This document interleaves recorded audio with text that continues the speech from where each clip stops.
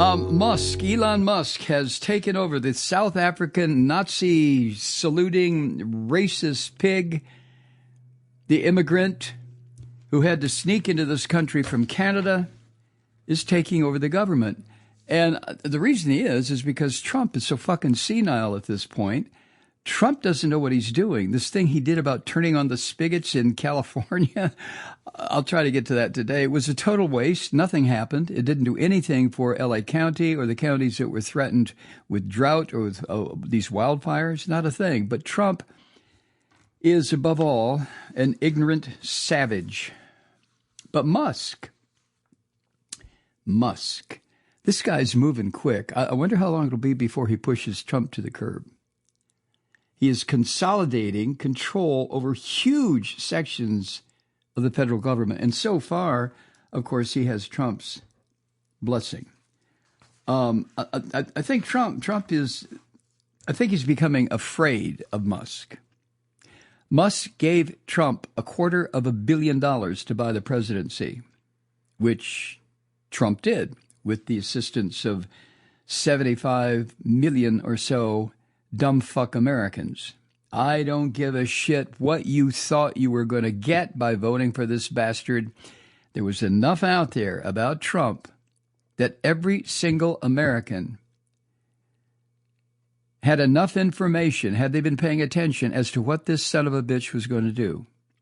Now, I know to a lot of Christian savages, fascism is okay. Your whole goddamn religion is fascism to begin with. Believe this way or I'll condemn your ass to burn in hell forever. Ow! Well, how about that?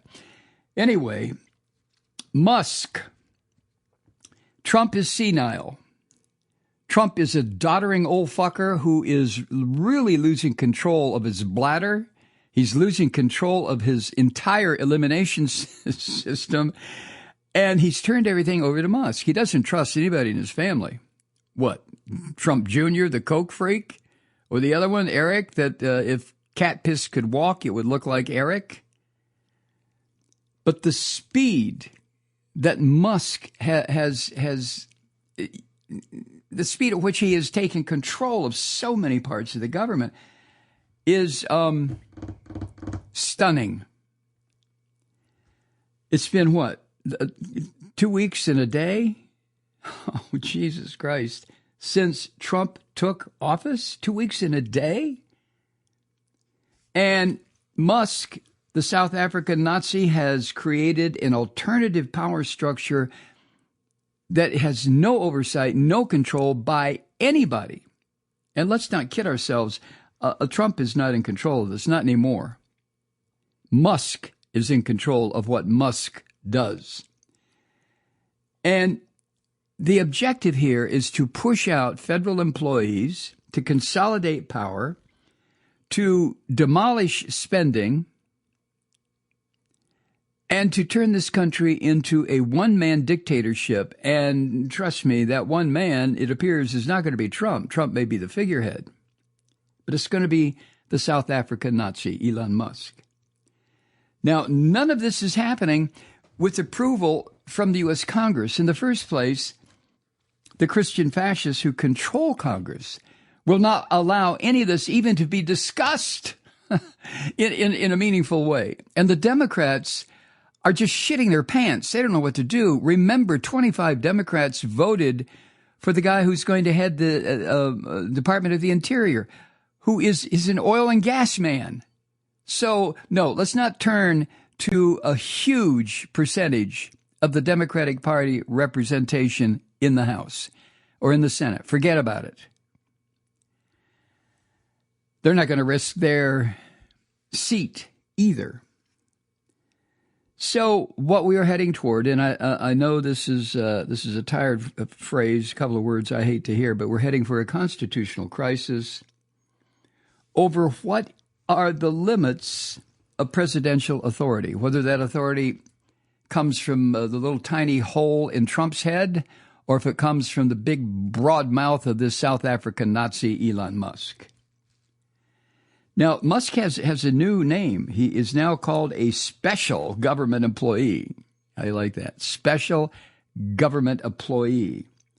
And that means he has less, if any, and Musk doesn't, rules of ethics or financial disclosure.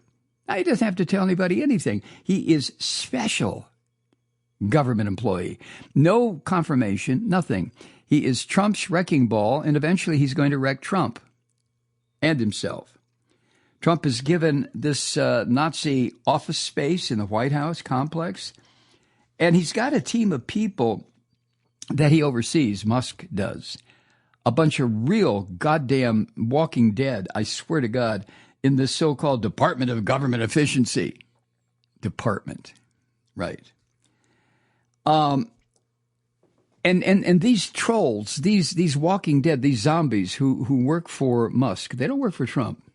These zombies who work for Musk have been scattered all through federal agencies to spy on what's going on, feed it back to the South African Nazi, who can then make his pronouncements, Musk, about what is going to live and what is going to die where it concerns the federal government. Today's hit list includes the Department of Education. I find this all just staggering. I've read that the Trump White House, read Musk, is already working on a document to abolish the Department of Education. Now, he can't do that by edict because it is funded by the federal government and the executive branch does not provide funding. But once that document is presented to this chicken shit goddamn Congress made up of these Christian devils who have been waiting for this, Department of Education, let's get rid of it and replace it with the church. Bibles, not textbooks. What the fuck? So there's not going to be a single Republican, not even the sainted Dr. Cassidy, who for a moment made it sound as if he was a doctor, that he was going to object to RFK Jr. But RFK Jr. jerked him off, greased him up, told him a bunch of bullshit. Dr. Cassidy says, well, okay, I'm going to confirm RFK Jr. to head HHS, I'm sorry. Jesus Christ.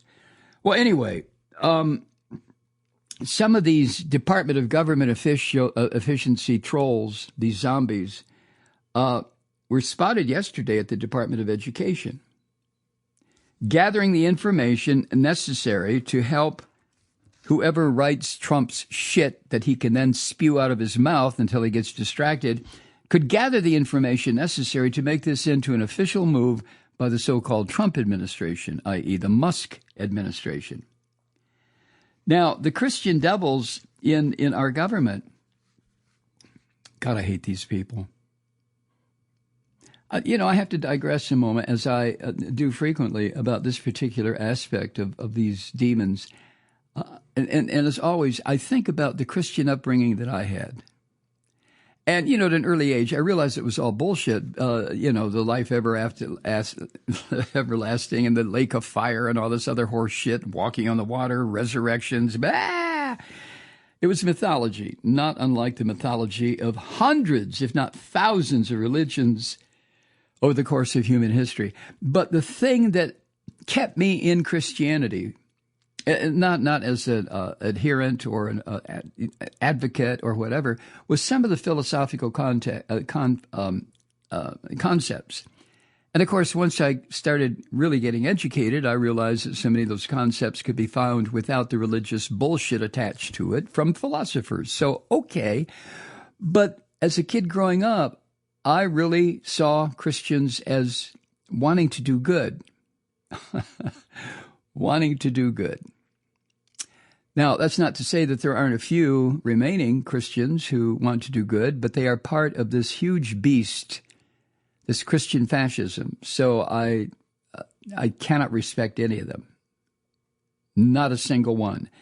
Not even the bishop, the Anglican bishop who addressed Trump at the National Cathedral. I mean, good on her for doing what she did, saying what she said, nailing that fucker to a cross, so to speak. But even so, she's still is part of this monstrous religion that has tortured, punished, beaten, killed hundreds of millions of people over its bloody history. All right, sorry for the digression. I just feel compelled to say that. Trump told reporters yesterday in the Oval Office when he sat there squatting on his chair, trying to look like he was an important person. The desk was more important than the bastard sitting behind it. But he said to the reporters, quote, Elon can't do and won't do anything without our approval. The royal we there. Our approval. Really? Bullshit. Elon Musk is allowing Trump to do things with Musk's approval. Now, the orange bastard sat there and tried to minimize the concerns about the South African Nazis' conflict of interest as he takes over so much of the American bureaucracy, even though Musk's businesses face regulatory scrutiny and have all kinds of federal contracts, which is one of the reasons, or two of the reasons, that the South African Nazi has determined to take over everything and hold it so tightly that it will strangle, can't breathe, so the word doesn't get out about what Musk is doing. And the horror of this to me is he and his puppet, Donald Trump, are doing this in plain sight, like Adolf Hitler did.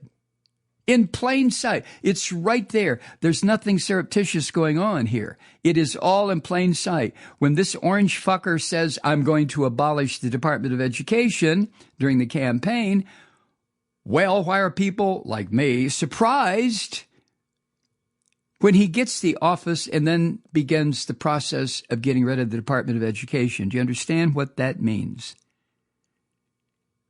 I'm sure you do. Trump said this about Musk, and talk about bullshit. This is what he said, quote, where we think there's a conflict or there's a problem, we won't let him go near it. But he has some very good ideas. This is what Musk says about Trump. Now, Democrats, well, I realize they don't have, given the structure of our government, they don't have the power to stop this fucker. They have a power to delay. They have a power to throw wrenches into monkey wrenches into the machinery. They have the power to whine and scream and yell and piss and fart and wheeze about, the terror, the horror of it all. But these are people, these are lawmakers. These are not people who have little old podcasts like I do. These are people who had real fucking power. And over the course of a number of years, they pissed it away. And I'm hoping that in 2026, they can regain power where it concerns the House and the Senate. But that's going to require Trump and Musk to severely fuck up. And even then, so many of these people are terrified to run. I'm talking about the Christian fascists now. That's why there is deafening silence. Even when somebody stands up on their hind legs like Senator Cassidy and tries to offer up some resistance to a fucking monster like RFK Jr., he has to be very careful because don't forget, Cassidy is one of the few Senate Republicans who voted to impeach or not to impeach, but to remove this fucking Trump from office. He's already on very thin ice with the people in his district in southern Louisiana who believe God and Christ and Jesus and Donald Trump and Lord God Christ, Donald Jesus, Trump Musk, Donald Christ, Jesus. This is what Cassidy is up against. And he's a physician. And he has been an advocate all of his life about the necessity of, and the efficiency and the efficacy and the life-saving aspects of vaccinations. And he's going to vote to approve RFK Jr. because Cassidy knows that if he votes no, his political career is over. But the Democrats, I was trying to talk about Democrats, they accuse Musk of leading a coup from within the government. Oh, really? You think so, Chuck Schumer? You guys think this is a coup, huh? Yeah, well, you're probably right. You're probably right. Chris Van Hollen, Democratic senator from Maryland, said this, quote, "We will do everything in our power in the Senate and the House to stop this outrage," end quote. Well, yeah, but how much power do you have, Senator? He went on, quote, "And in the meantime, since we don't have many Republican colleagues who want to help us, we are doing everything we can with our colleagues through the courts to make sure that we uphold the rule of law," end quote.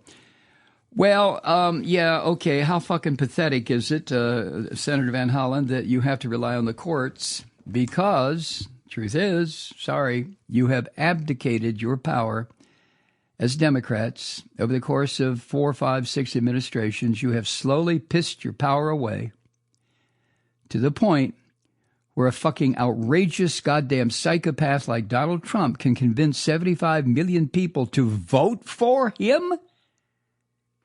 Yeah. So the crowning objective of Musk so far, the South African Nazi, came on Monday, yesterday, at the Washington headquarters for the U.S. Agency for International Development, USAID. According to the videos I saw, there was yellow police tape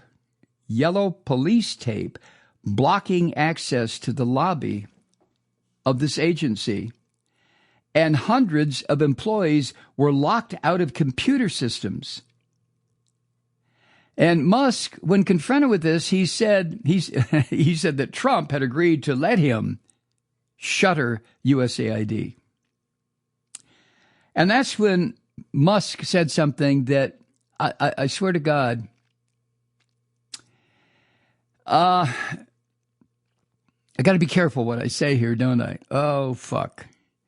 Anyway, Musk said regarding USAID, quote, "It's not an apple with a worm in it. What we have is just a ball of worms. You've got to basically get rid of the whole thing. It's beyond repair," end quote. You fucking bastard, you. The world's largest provider of humanitarian assistance, development assistance, security assistance, and this pricky goddamn white devil from South Africa, this Hitler-saluting Nazi, calls it a ball of worms? You fucker, you. And did a single Republican refute that? Not one. I'm talking about the House and the Senate. These cowardly little shits just sit there with their thumbs in their asses and nodding their heads. It doesn't matter what Trump says, what Musk says. They're going to, by God, do it because they might be primaried if they don't. And Musk has now the son of a bitch is going after the General Services Administration, which manages federal government buildings. Yeah, that's all. Sweeping, cleaning, doing the windows, cleaning the toilets. An email sent last week from the headquarters of the GSA instructed regional managers that have leases on buildings around the country to run the GSA. Those regional managers were told to start terminating leases on federal offices nationwide. There are 7,500 federal offices nationwide, according to the Associated Press, who are associated with the GSA. And this initiative is being led by something called Nicole Hollander, who describes herself on LinkedIn as an employee at X. She works for Musk. I mean, she's not even going to claim Department of Government Efficiency. She works for the South African fucking Nazi. So, Kaya Chatterjee, executive director of Free DC, which is a local advocacy organization, The Associated Press quotes her, so I'll quote the Associated Press. She said, quote, "This has gone beyond the pale. This is out of control. This is not a normal situation," end quote. Well, really? Okay, after the expression of outrage or shock or surprise, now what? Miss Chatterjee, now what? For her part, I mean, we can applaud her for participating in a protest yesterday outside the Office of Personnel Management, which is one of the lesser-known federal agencies that is key to the South African Nazis' overall plan, the Office of Personnel Management. You know, first you get the low ranking in this ladder of a hierarchy that goes up to the U.S. government. You start at the very bottom. If you really want to fuck over everything, you don't go for the top immediately. When that happens, look what happens. Lawsuits, ACLU steps in. No. Musk, the South African Nazi, is much smarter than Trump by degrees of magnitude. So what Musk does, like a worm, like the ball of worms he was talking about, you go into the lowest level, the functionaries, and you eat away at them. In this case, it's the Office of Personnel Management. And once you destroy that, then the next level up, they look below to see, well, what are we supposed to do now? And all you find when you look down there are Musk operatives. And what do they tell you? They tell you to get the fuck out of the building. They tell you on your way out, put up the goddamn yellow tape that says police line, do not cross.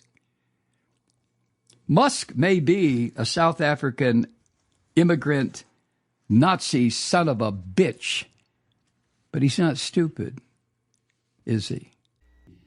Hi, Truth Seekers. Mike Malloy here. You know, the Progressive Voices Network brings you commercial-free commentary from today's leading progressive radio hosts and pundits, like me, Mike Malloy, 24 hours a day. I'm not your typical old guy from the 80s or the 90s talk radio host, and Progressive Voices is not your typical talk radio network. It's a listener-supported nonprofit with no corporate control whatsoever over our broadcast. So hosts like me, Mike Malloy, are free to rant and scream and carry on about whatever we like. We're often controversial, but we're never boring. Weeknights, 9 p.m. in the East, 6 p.m. in the West on the Progressive Voices Network. Always progressive, always on. I'm Mike Malloy. Keep it lit.